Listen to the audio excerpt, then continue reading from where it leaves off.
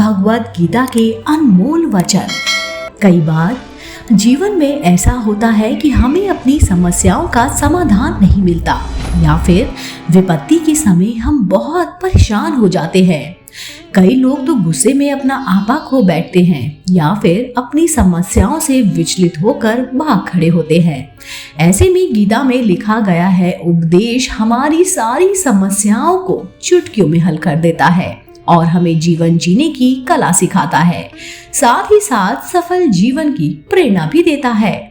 हिंदू धर्म इस महान ग्रंथ गीता के उपदेशों इंसान अपने जीवन में सम्मिलित करके तो मूर्ख व्यक्ति के जीवन का भी बेड़ा पार हो सकता है।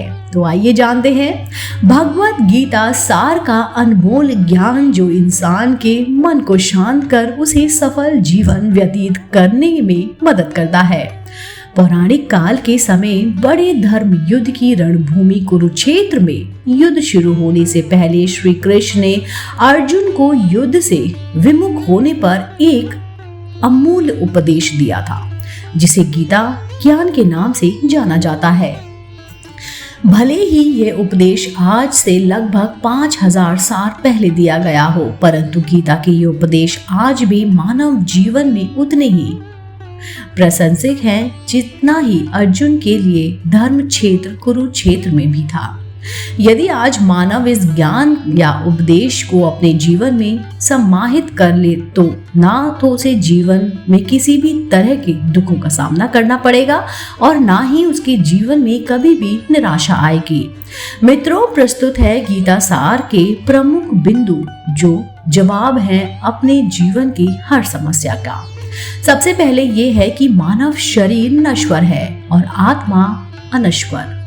श्री कृष्ण के अनुसार मनुष्य का शरीर महज एक कपड़े का टुकड़ा है, अर्थात जिस तरह हम पुराने हो जाते हैं और पुराने कपड़े को बदल डालते हैं, ठीक उसी प्रकार आत्मा हर जन्म में शरीर बदलती है। अर्थात मानव शरीर आत्मा का अस्थायी वस्त्र है जिसे हर जन्म में बदला जाता है।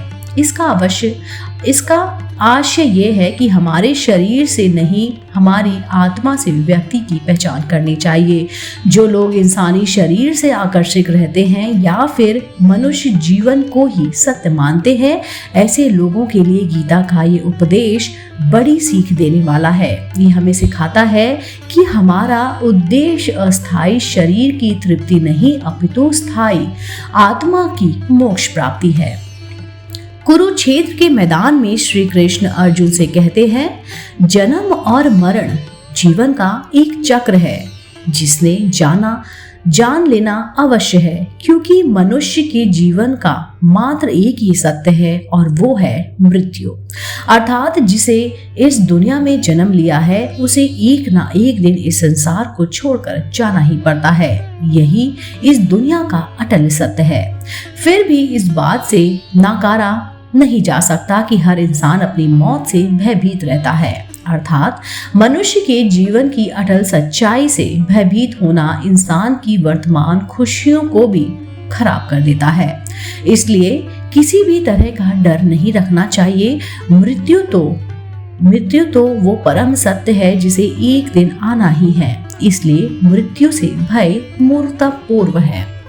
क्रोध से व्यक्ति का नाश हो जाता है। जी हाँ दोस्तों, भगवान श्री कृष्ण ने गीता के उपदेश में कहा है कि क्रोध से भ्रम पैदा होता है और भ्रम से बुद्धि का विनाश होता है। वहीं जब बुद्धि काम नहीं करती है तब तर्क नष्ट हो जाते हैं और व्यक्ति का नाश हो जाता है।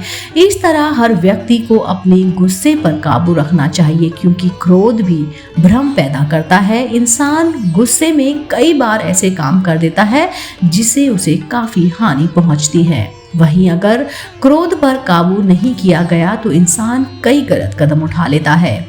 वहीं जब क्रोध की भावना इंसान के मन में पैदा होती है तो हमारा मस्तिष्क भी सही और गलत के बीच अंतर करना छोड़ देता है। इसलिए इंसान को हमेशा क्रोध के हालातों से बचकर हमेशा शांत रहना चाहिए, क्योंकि गुस्से में लिया गया फैसला इंसान को गहरी क्षति पहुंचाता है। मनुष्य अपने कर्मों को नहीं छोड़ सकता। जी हाँ दोस्तों, श्री कृष्ण ने गीता सार में बताया है कि कोई भी इंसान अपने कर्म को नहीं छोड़ सकता, अर्थात जो लोग कर्म में लगे रहते हैं उन्हें उस मार्ग से हटाना ठीक नहीं है, क्योंकि वे ज्ञानवादी बने के लोभ में अगर उनका कर्म छूट जाता है तो वे लोग दोनों तरफ से भटक जाते हैं। मनुष्य ना तो कर्मों का आरंभ किए बिना निष्कर्मता को यानी योग निष्ठा को प्राप्त होता है और ना ही कर्मों के केवल त्याग मात्र से सिद्धि यानी कि संख्या निष्ठा को ही प्राप्त होता है। प्रकृति व्यक्ति को कर्म करने के लिए बाध्य करती है। जी हाँ, जो व्यक्ति कर्म से बचना चाहता है वह ऊपर से तो कर्म छोड़ देता है, लेकिन मन ही मन उसमें डूबा रहता है, अर्थात जिस तरह व्यक्ति का स्वभाव होता है वह उसी के अनुरूप अपने कर्म करता है। मन को काबू रखना। दोस्तों, गीता सार में उन लोगों के लिए संदेश है जो लोग अपने मन को काबू नहीं रखते हैं, क्योंकि ऐसे लोगों का मन इधर उधर भटकता रहता है और उनके लिए वे शत्रु के समान काम करता है। मन व्यक्ति के मस्तिष्क पर भी गहरा प्रभाव डालता है। जब व्यक्ति का मन सही होता है तो उसका मस्तिष्क भी सही तरीके से काम करता है। इसलिए अपने मन को हमेशा काबू में रखें। जो मूड बुद्धि मनुष्य समस्त इंद्रियों को हठपूर्वक उन ऊपर से रुककर मन से उन इंद्रियों के विषयों का चिंतन करता है वह मिथ्याचारी अर्थात दंभी कहा जाता है। देखने का नजरिया। गीता सार में मनुष्य को देखने का नजरिए पर भी संदेश दिया गया है। इसमें लिखा गया है कि जो ज्ञानी व्यक्ति ज्ञान और कर्म को एक रूप में देखता है उसी का नजरिया सही होता है, और जो अज्ञानी पुरुष होता है उसे ज्ञान नहीं होने की वजह से वह हर किसी चीज को गलत नजरिए से देखता है। खुद की पहचान करें। गीता सार में यह भी उपदेश दिया गया है कि मनुष्य को पहले खुद का आंकलन करना चाहिए और खुद की क्षमता को जानना चाहिए, क्योंकि मनुष्य को अपने आत्मज्ञान की तलवार से काटकर अपने हृदय से अज्ञान के संदेह को अलग कर देना चाहिए। जब तक मनुष्य खुद के बारे में नहीं जानेगा तब तक उसका उद्धार नहीं हो सकता। कर्म करें और फल की इच्छा ना करें। जो लोग कर्म नहीं करते और पहले से ही परिणाम के बारे में सोचने लगते हैं, ऐसे लोगों के लिए गीता सार का ये उपदेश बड़ी सीख देने वाला है। इसमें श्री कृष्ण ने कहा है कि इंसान को अपने कर्म अच्छे करते रहना चाहिए, यही नहीं सोचना चाहिए कि उसका क्या परिणाम होगा, क्योंकि कर्म का फल हर इंसान को मिलता है। इसलिए इंसान को इस तरह की चिंता को अपने मन में जगह नहीं देनी चाहिए कि उसके कर्म का फल क्या होगा, या फिर किसी काम को करने के बाद वह खुश रहेगा या नहीं। अर्थात कर्म करने के बाद और दौरान इंसान को इसके परिणाम के बारे में बिल्कुल भी चिंता नहीं करनी चाहिए और किसी भी काम को चिंता मुक्त होकर शुरू करना चाहिए। दोस्तों, उम्मीद करती हूँ आपको ये गीता सार कि कुछ अनमोल बातें जरूर पसंद आई होंगी और इससे आपका जीवन और खूबसूरत होगा।